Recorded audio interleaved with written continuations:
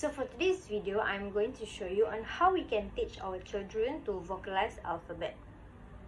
So in this video, I'm going to show you on how to vocalize the alphabet V, W, X, Y, K, and Z. So I'm going to show you 3 simple steps on how to do this. The very first one, you need to prepare the material.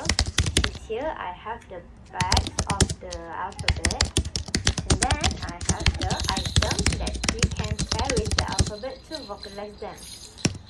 So I'm going to arrange the alphabet on the table, and then I'm going to let our children to choose the alphabet, and then we will sing along the alphabet to vocalize the alphabet and pair it with the item, any item that match the alphabet.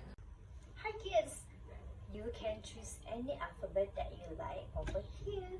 I have W, X, Y, K, V, and C. You can take one, whichever you like. You want V? Here, V. Alright, let's just sing together.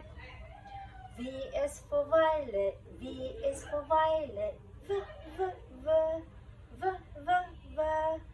V is for violet, V is for violet, V, V.